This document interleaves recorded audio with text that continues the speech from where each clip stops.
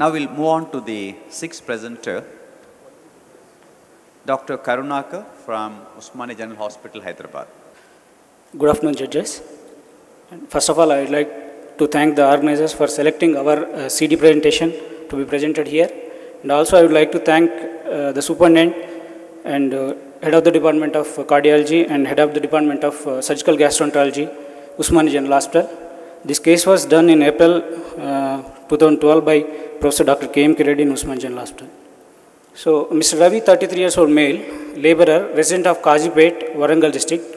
He was chronic alcoholic, presented with complaints of pain abdomen, hematemesis 4 to 5 episodes, melena, and fatty stools for the last 1 year. He was non-hypertensive, non-diabetic. On examination, he has mild icterus, no pallor. Hemodynamically, patient was stable. His cardiovascular system examination and respiratory system examination were normal. Per abdomen, there was epigastric tenderness present, but no organomegaly. He was investigated, and his routine investigation found to have CBP, urea creatinine were normal. Serum electrolytes were normal. He has elevated serum total bilirubin of 4.2 mg per deciliter, and also he has elevated serum amylase of 182 international units. And his PTINR was normal. CTBT, HIV, HbS, AG was normal, and ECG within normal units, 2D echo done, which was normal. His ultrasound abdomen showing liver of normal size with mild increase in echo texture. Pancreas atropic, evidence of well-defined heterogeneously hypoechoic thick wall cystic lesion of size 6.3 into 6.1 centimeters with internal hypoechoic cystic lesion and multiple peripheral calcification noted in the head of pancreas, which is suggestive of chronic pancreatitis. Impression was atropic pancreas with well-defined heterogeneously cystic lesion noted in head of pancreas with grade 1 fatty liver. Possibilities of chronic pancreatitis with query aneurysm of common hepatic artery, query pseudo-pancreatic cyst. With that, the patient was advised to undergo CECT abdomen, he underwent subsequently, which was showing pancreas in decreased size with altered and decrease in attenuation with multiple parenchymal calcifications, as well as evidence of well-defined heterogeneously mixed density lesion of size 8.5 into 6.6 into 6.3 centimeters is of large cyst noted in the head of the pancreas. Lesion shows thick wall with multiple calcification of the wall. And also post-contrast study shows central luminal enhancement with non-enhancing heterogeneous hyperdense peripheral crescentic thrombus.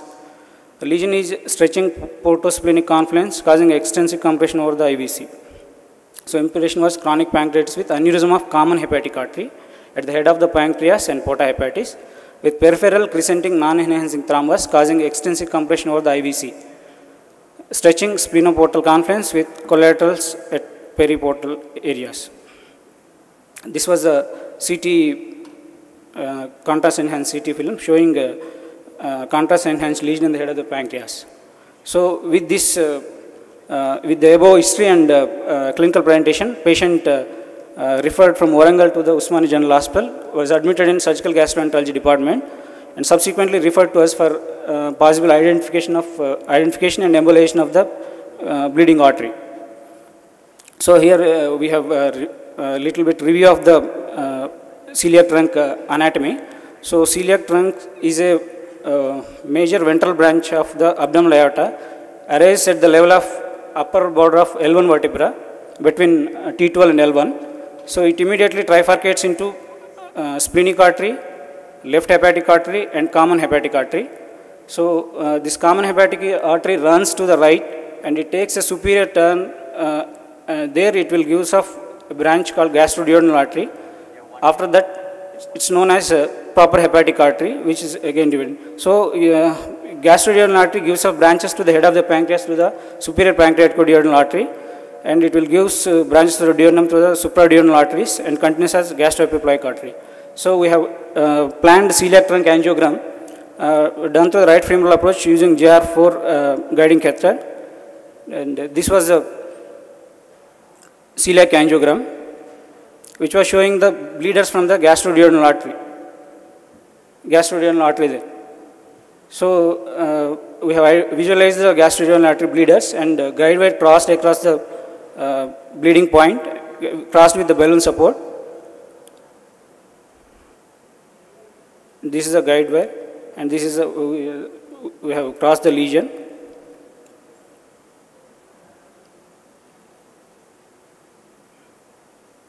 And subsequently, microcatheter is hooked over the guide wire, just proximal to the site of the bleed.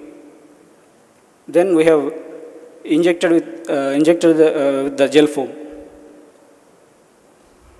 This is after injection of gel foam. We have withdrawn the microcatheter and checked there was no bleeding. And this is the final angiogram of the celiac trunk with no evidence of any bleed anyway. So hemostasis achieved, good result, no procedure complication. We have 4 months follow of this patient. He is doing well without any further episodes of hematemesis or melena. And we have reviewed the literature. Similar types of case previously done by interventional radiologists. Very few case reports were there. Thank you.